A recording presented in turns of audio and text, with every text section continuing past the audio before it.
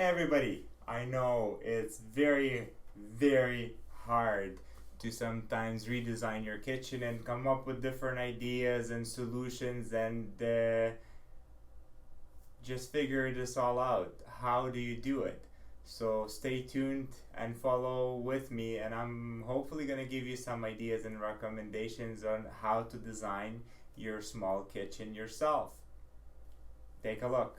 Hello guys, and today I wanted to talk about one of our projects. It's a kitchen design that we're working on for one of our clients, and this is a custom kitchen renovation. So they have an old cabinet with the bulkhead, and it's a very traditional look. They just purchased the house, so they would like to make it more modern, more open, and more interesting.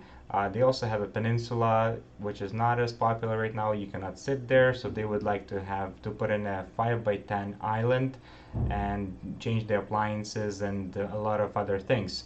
So they went to IKEA and they used their software to prepare a basic layout. And basically, what they did is the same, using the same idea that they have now, not to change. They didn't change the appliances, so everything is in the same location. They thought that's the best way to do it, the design. But when I came in and I looked at the space and I got a feeling of it, I came up with other ideas as well. So they already seen their design. They know how this kitchen looks and how it functions. So I'm gonna work on the second option today to kind of show them what it could be, as well as removing the wall on this side. And we're gonna be closing one of the windows just to add additional storage. So everything that's lost from this wall will be will be added to the upper cabinets on this wall right here. So if we look at some more images, we have, so this is the whole, they have a pantry with, they really like to have a pantry in the kitchen as well. This wall will be fully removed as well as this wall. And now peninsula turned into an island, the bulkhead will be removed. So this is the layout that they came up with.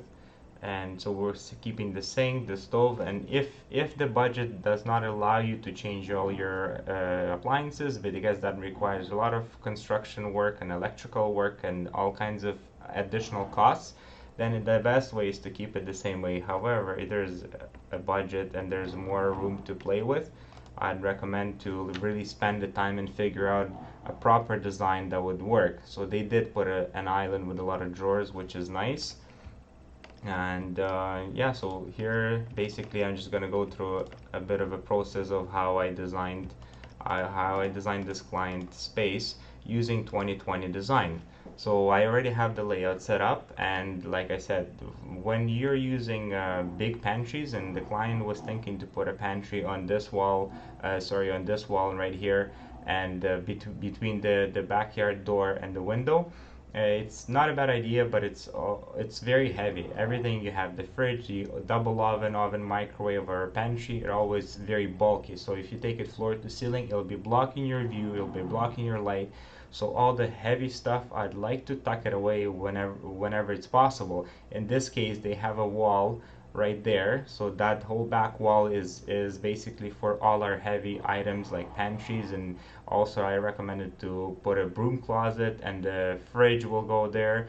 And this becomes a little complicated in terms of accessing one of the corners, so you either lose that space, or if you're using custom cabinetry, there's always mechanisms like magic corners or lamances that you can use and put them in the corner. So here is basically the first thing I start with is the sink. So that's the best idea, to put a sink in the middle. I mean, we decided that that's where the sink is gonna go. Currently, they have a dishwasher that's located on the right, and she's comfortable with that. And all the right-handed customers, they do like that option. So we're gonna keep the dishwasher there. Then I'm putting a panel, a filler from the walls, and right away I'm putting a broom closet. So at the of the kitchen. This is a good place to put your broom, vacuum hose, and things like that. So that's where that goes. After that is a big pull-out pantry with internal drawers. Then we have the fridge. This corner cabinet, it will be accessed through the Lamans mechanism. And then another, basically this is the door that's going to be accessing the corner, and I will show the lamans a little bit later. And again, with the design, it's going back and forth, trying to find the best location and make everything symmetrical and even. So I'll be playing, moving things around as we go along. And then I have a little cabinet on the right of the dishwasher.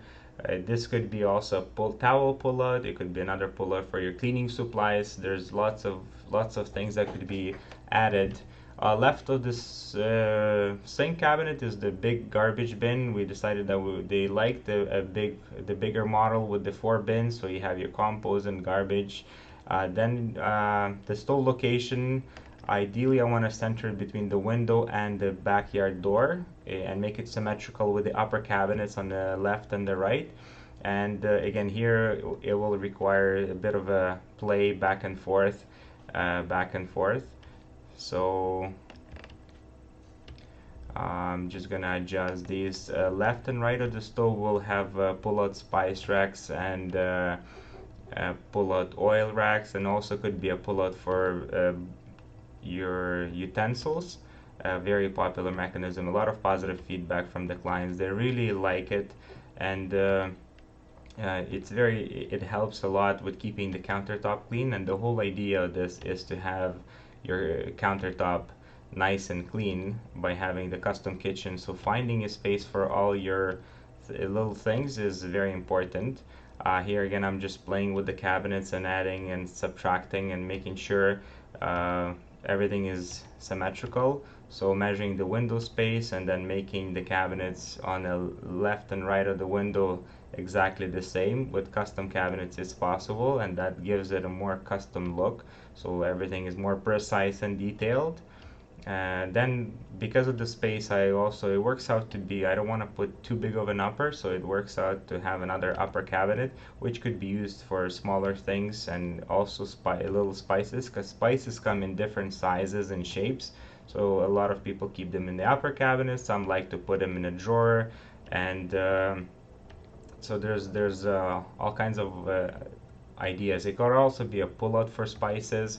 Adding a fridge cabinet above a fridge. What's nice to have is, because it's so deep and tall, it's nice to put the tray dividers. They're very convenient. It's easy to reach. You open and you just have all of them nicely lined up above the fridge, or above double oven. In this case, we do not have a double oven, so I would put the tray dividers above the fridge. Now I'm just locating the island, and the island we're probably going to use a lot of drawers, and trying to keep the space nice and clear. Minimum clearance is 36.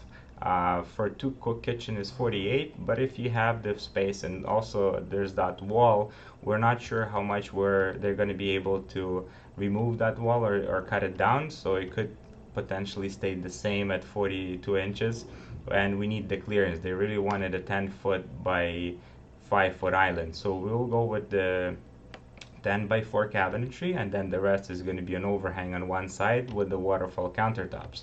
So here I lined up all the cabinets. There's also additional storage because she's losing all the cabinets on the wall that's being removed. We decided to add some storage on the back wall just before the family room, and this is a good spot for barbecuing and landing area, as well as serving table. To bring stuff in and out of the house from backyard when you have an event, it's a great place to have that additional storage. Now I'm just going to be playing a little bit with the sizes of the cabinets, so I adjusted and made the pantry smaller and made the broom closet a little bit bigger, just in case they want to put a vacuum hose and a couple of brooms and maybe a bucket inside. So everything is in the kitchen, and it's like a messy storage with your cleaning supplies. It's all there. And just to give it more of a look of the waterfall, I'm adding side gables to the island.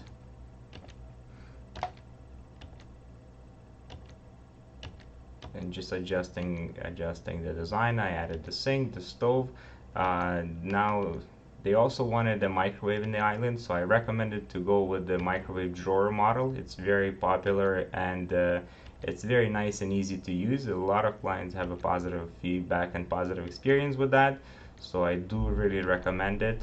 And also wine fridge. So they wanted to face the wine fridge facing into the kind of the family room. However, if they have a waterfall, it's going to be a little bit complicated to do that, and it will break up the counter look. So I would recommend just to hide it inside the kitchen and maybe put it closer to the end of the kitchen so it's easier to access. And so we have the drawings here. Now let's take a look what came out of this. So presentation. So there you go. That's basically a kitchen. So we have the broom closet. We have the pull-out pantry with internal drawers or maybe external drawers, another pantry. Then the corner cabinet, which would be the Lamans.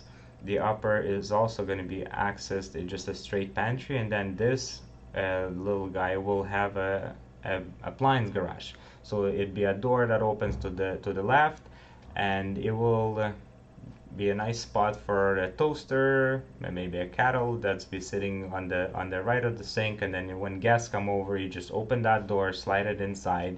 We have done a couple of kitchens like that, and customers find it very nice and organized, and that will give you that your clean counter space. Then we have a little pull-out, like I was saying, could be a towel pull-out, dishwasher, sink, garbage pull-out, lots of drawers, spice pull-out, utensil pull-out. Again, more and more drawers on the left side. Here it's a little bit better to see, and the upper cabinet, so you see how everything, when you come into the house, the entrance is about here, so you have a nice view of a big island, and island most likely will be painted gray to give a contrast and connect with the gray veins of the quartz countertop. It will be white and gray, and the kitchen will be high gloss.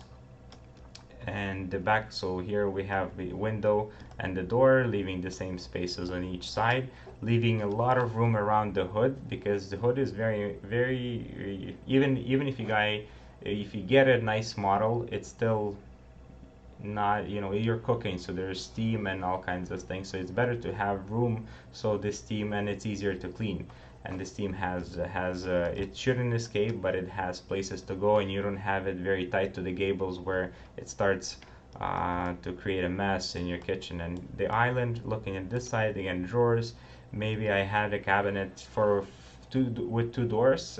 Sometimes when you have a bigger pot, or you just have a bag of potatoes or things you want to lay just on a shelf, or cases of pop, you can do that in this cabinet. And then the wine fridge and the microwave drawers, depending how you use them, they could be reversed. The wine fridge could be put at the end, so if somebody wants to grab a bottle of wine and you're cooking, it's not interfering with the flow. So this is the layout that we have. We'll meet with the clients, go over all these details, go over all the specifications, and just see and do adjustments. And after that, when sometimes it's 1 or 2 meetings to make sure that the design fits your lifestyle. And that's it. If you have any questions, put them below, and we'll try to answer them. Thank you for watching. Have a good day.